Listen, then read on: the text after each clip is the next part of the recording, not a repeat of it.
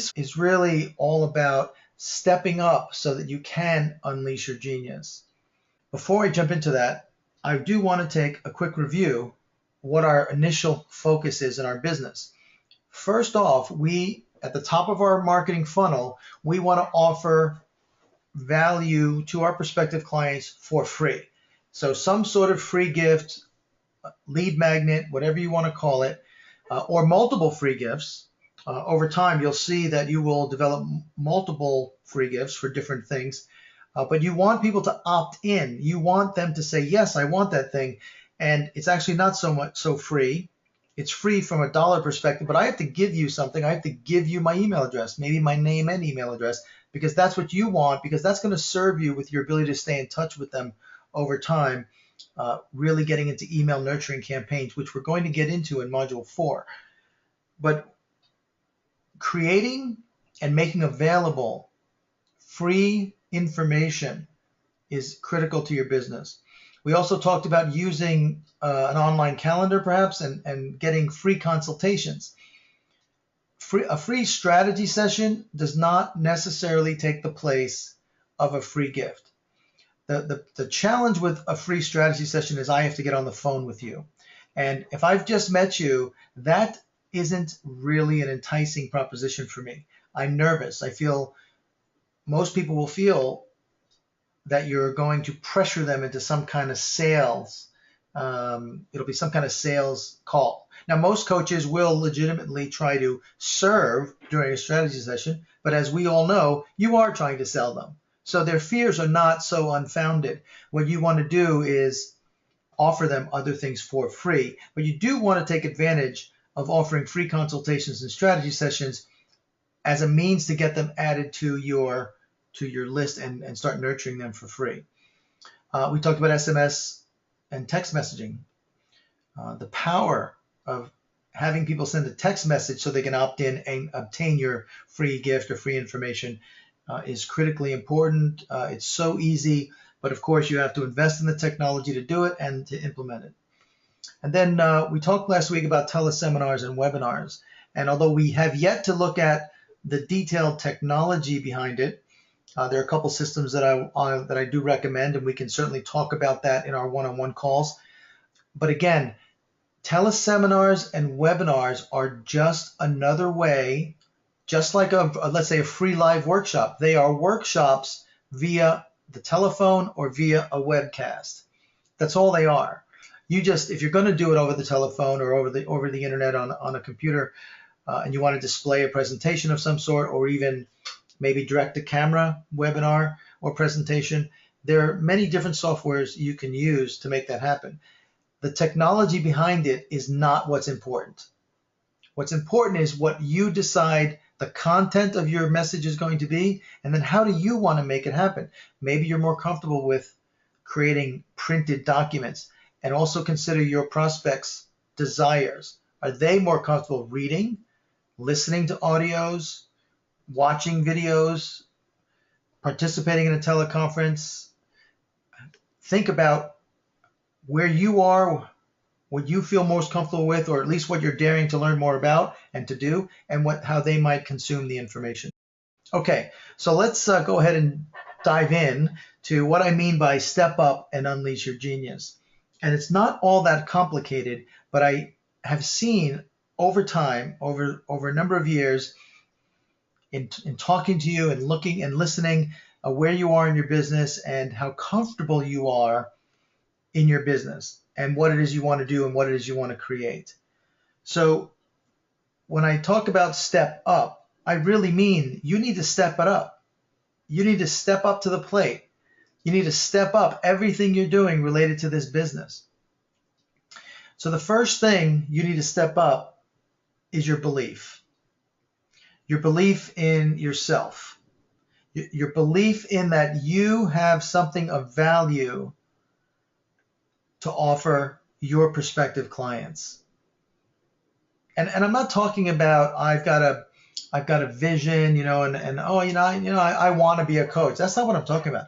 I'm talking about a real depth of your soul belief that there and this belief that you can do it and there's nothing going to stop you, because you realize and understand that if you don't do it, then you are depriving the world of you and of the value that you can bring and help people. If you don't believe this and your belief system doesn't support that, then you need to work on stepping up your belief. Believing in yourself, and I can speak to this from my own experience.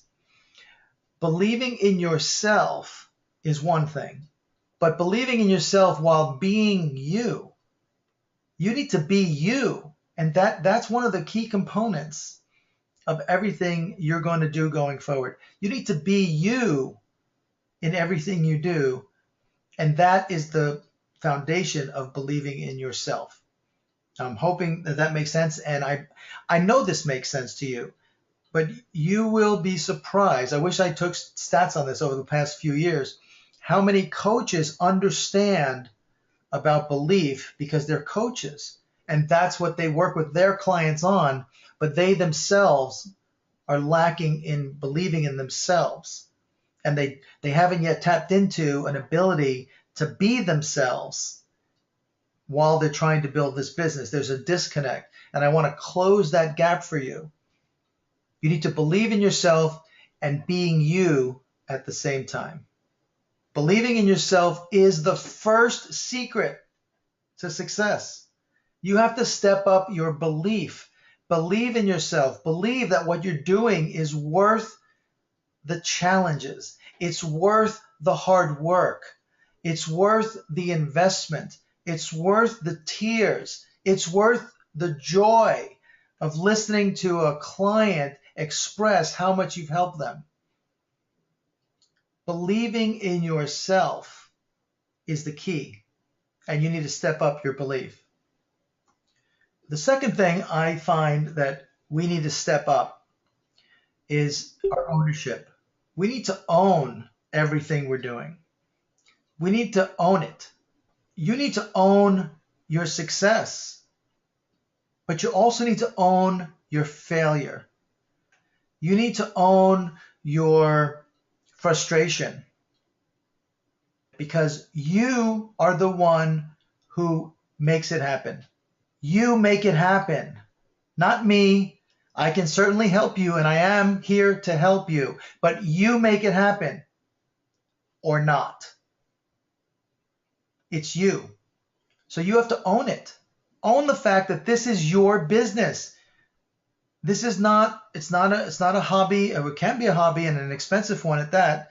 But if you want to build a business, you need to own the fact that you are a small business owner.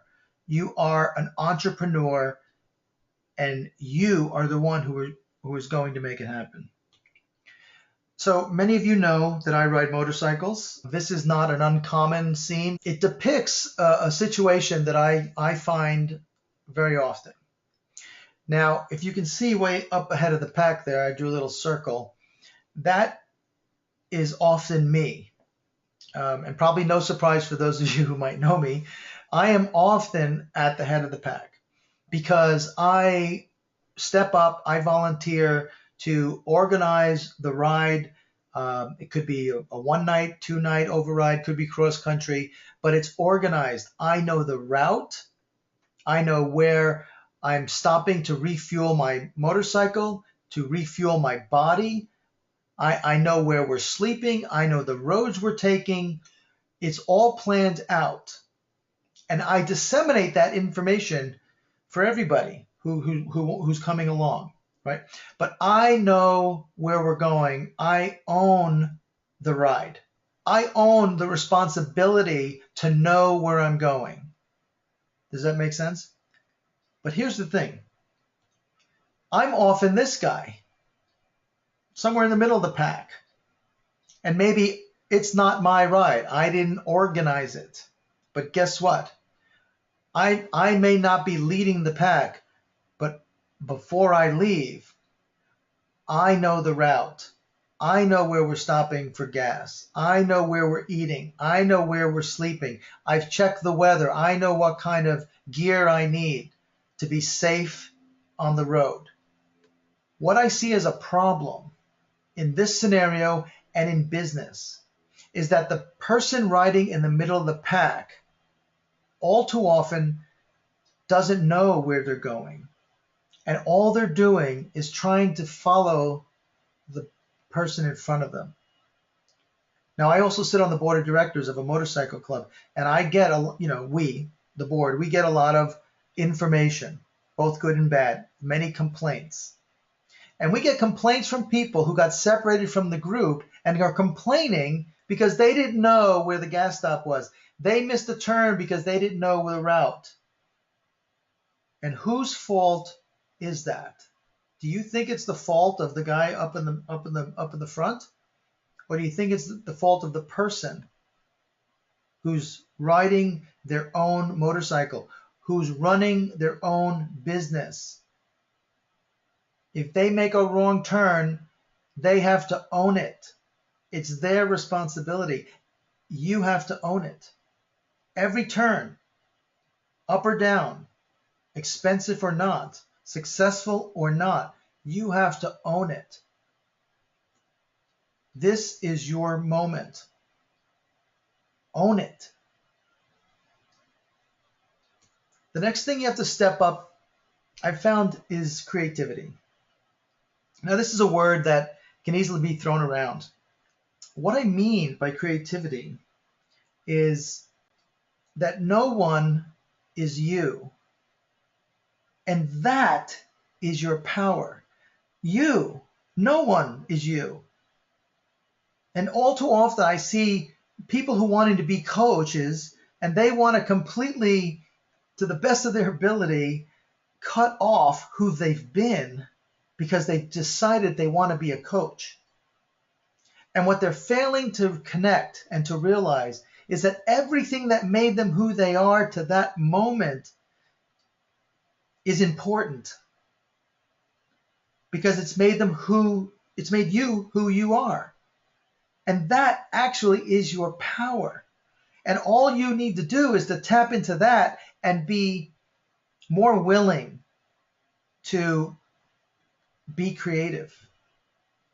It's not an option.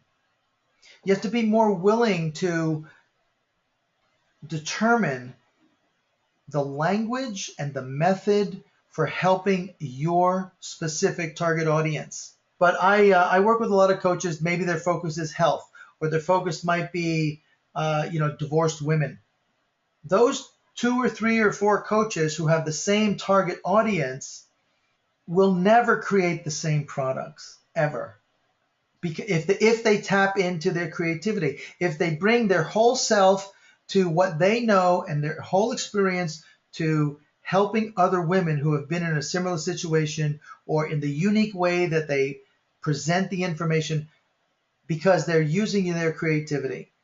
That's all I mean. It's tapping into you and bringing you to the forefront, connecting you to who it is you want to help, and you just start creating it and being creative in that process. You need to generate ideas.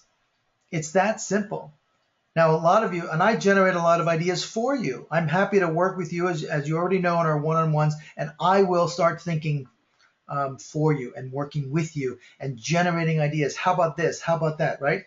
We have to generate more ideas on how to help the audience, and then we need to do something about it. And not every idea needs to become a product or become a thing, but you know what? Every little idea could become a blog article. And a blog article is something we all should be doing. I do it, and I should be doing more of it. The next thing I've found that most of you need to step up is your production. And I almost said productivity, but I don't want this to be confused with managing your calendar, or time management, quote unquote time management. Step up your production of what it is you're creating. If you want more clients, then the missing piece is creating products. Sometimes it's a surprise to people. But if you look at yourself operating in the world, and you're out there and you become a client of somebody else, which happens all the time, what are they giving you? Products. So why is it a surprise that you should be creating products? Just because you get certified as a coach or not, just because you call yourself a coach and you hang a shingle up and say, I'm a coach, the clients are not going to come running. You have to create products of value. So, what is the common theme across all these four areas that I believe that you need to step up? I think it's obvious. It's you. Here's an interesting quote, and I just heard this the other day. The only limit to your achievements is the strength of your dreams and your willingness to work for them. Now, the reason I heard this and I immediately stopped what I was doing and I wrote it down, because what really connected me was, obviously we all focus on vision and the dreams of what we're trying to create, a successful, thriving coaching business. But what really struck me is your willingness to work for them. And all too often, I run into coaches who somehow don't see a connection between hard work and the result that they want to achieve. They somehow have become disillusioned with, I have a clear vision of what I want to create, and I'm going to just keep holding that vision, and it's all going to come to me. If you've read Wallace Wattles' The Science of Getting Rich, he will tell you, you absolutely have to be, your thinking and your thought has to be on what you want to create, but it's your action that brings it to you, right? Or your thinking, will generate it, it'll bring it to you, but it's your action that delivers it to you. You have to be willing to work and take action.